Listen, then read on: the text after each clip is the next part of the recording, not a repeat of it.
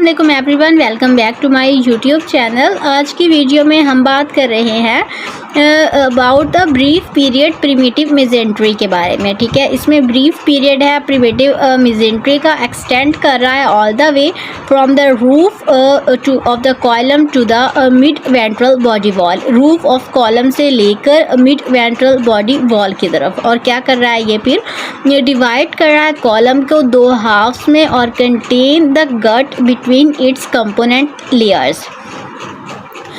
The primitive straight gut divide the mesentery into the two part. The part above the gut is known as dorsal mesentery and the portion below the gut is known as ventral mesentery. अब बात करते हैं ventral और dorsal वाले की। The ventral mesentery is transitory structure that obliterate very soon.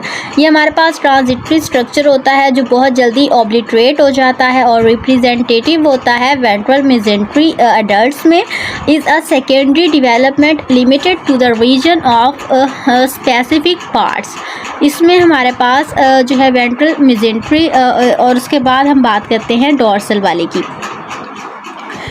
ये जो dorsal mesentery होती है ये एक इम्पॉर्टेंट स्ट्रक्चर होता है और इसमें क्या होता है, इसमें ब्रॉडली अटैच्ड होता है डॉर्सल एब्डोमिनल वॉल के साथ। और इसके बाद हमारे पास रिलेटिवली ये नैरो हो जाती है यानी कि तंग हो जाती है और उसके बाद जो गट थी वो सस्पेंड होती है मोस्ट ऑफ इट्स लेंथ में। ठीक है, डिस्टिंक्टिव डॉर्सल मेसेंट्री में जो है ये चली जाती है। उसके बाद जो मेसेंट्री होती है एक्सटेंड करती है लाइक अ कर्टेन, यानी कि कर्टेन की तरह एक्सटेंड करती है। और फिर मिड प्लेन होता है और पाथवे होता है, serve as a pathway for the passage of the vessels and lymphatics and the nerves. उसके बाद हमारे पास जो फेरिंक्स और जो एसोफेगस वगैरह होता है इसमें जो है डॉर्सल मेसेंट्री की कमी होती है क्योंकि ये क्रेनियली होता है और जो हमारे पास कॉलम होता है वो एक्सटेंड नहीं करता।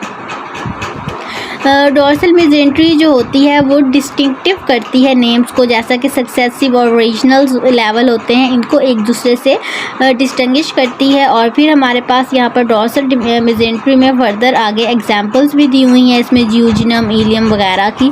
और फिर हमारे पास यहाँ पर आ रही है प्रोग्रेसिव, मतलब अब इसके बाद जो फर्दर प्रोग्रेशन होगी तो उसके बारे में बताया हुआ है कि डिस्प्लेसमेंट हो सकती है और जो ओरिजिनल मिडलाइन पोजीशन थी वो लॉस हो सकती है, यानी कि वो, और उसके अलावा जो सेकेंडरी अटैचमेंट्स हैं वो गेन हो सकती है। प्रीवियस जो ओरिजिनल मिडलाइन पोजीशन थी वो लॉस हो सकती है और जो गेन हो सकती है वो है सेकेंडरी अटैचमेंट। उसके बाद क्या है, जो अदर पोर्शन होते हैं वो जो है लॉस होंगे ऑब्लिट्रेशन के थ्रू। और जो एडल्ट होते हैं इसमें परजिस्ट क्या करता है, ये एक दूसरे के साथ जो है परजिस्ट भी कर रहे होते हैं।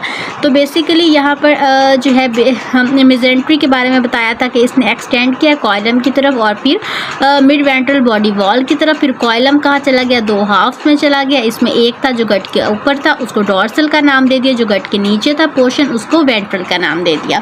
जो वेंट्रल वाला था उसमें उसको ट्रांजिटरी स्ट्रक्चर कहा गया था और ऑब्लिट्रेशन हो रही थी इसमें, और इसमें साथ साथ जो है फर्दर रीजन्स आ रहे थे। और जो हमारे पास वेंट्रल के बाद जो डॉर्सल वाला था ये इंपॉर्टेंट स्ट्रक्चर था, इसमें जो है फर्दर काफ़ी एक्सप्लेनेशंस आ रही थी। इसकी एग्जाम्पल में जियोजिनम और इलियम आ रहा था और इसके साथ साथ इसको पाथवे कंसिडर किया गया था कि मिड प्लान के लिए कर्टेन था मिड प्लान में और serve as pathway for the passage of vessels, lymphatics and nerves. यहाँ तक अगर आपका कोई भी सवाल है तो ज़रूर पूछ लें। अल्लाह हाफिज़।